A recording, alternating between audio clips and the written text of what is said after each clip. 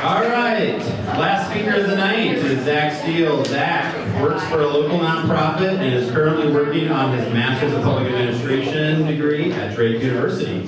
From January 2013 until May 2014, he visited every county in the state of Iowa. Listen to Zach's story. Welcome.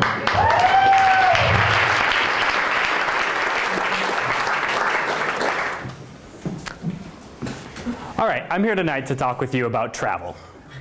Through hard work, luck, and a random appearance on Who Wants to Be a Millionaire, I was able to travel a lot in my 20s. This is a picture of me in Argentina on the border of Paraguay and Brazil.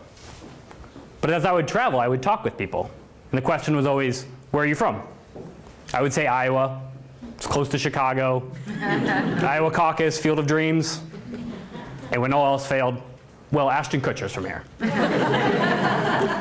So clearly, I needed to know a little bit more about my state. But how? In January of 2013, I came across a goal that would combine two of my passions. I would run a mile and drink a beer in every county in Iowa.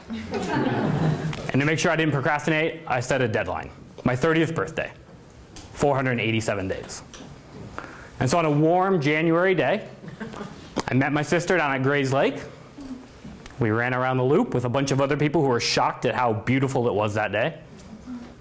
And afterward, we went to Confluence Brewery over a Thomas Beck Black IPA, which is excellent, by the way. I told her my plan. I think she was a little skeptical, but didn't matter. I had one county down. Now, clearly, I knew that I needed to start to dress like a local. Actually, this was a completely random stop at the American Gothic House, and a lot of my early stops were that way. Random. I would pick a town on a map and go. I quickly realized that to actually learn something about the state, I would have to find something unique, historical, or quirky about each county. For example, this is the tree in the middle of the road. The legend has it that in the 1850s, a surveyor set a branch down in the middle of the road to mark the spot between two counties. And it grew into this massive tree. Other sites become tourism destinations for more practical reasons. This is Snake Alley in Burlington. It was once named by Ripley's, believe it or not, as the most crooked street in the world.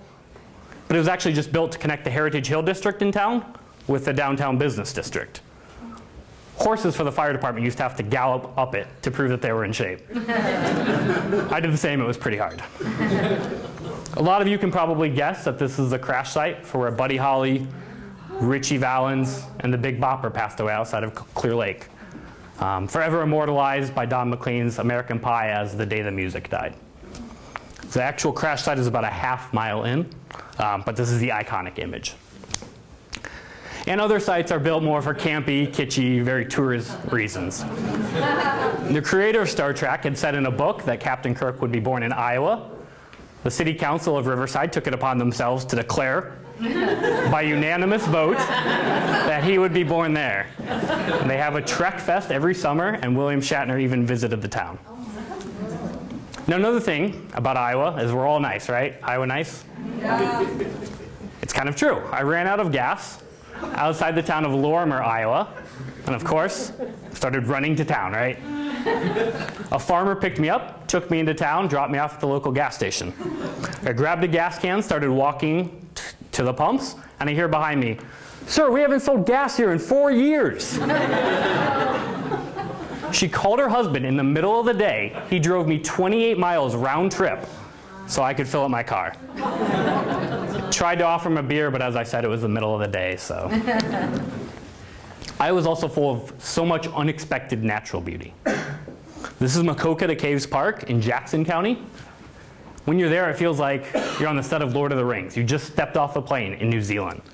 There are trails leading you all around to these amazing caves. It's absolutely beautiful.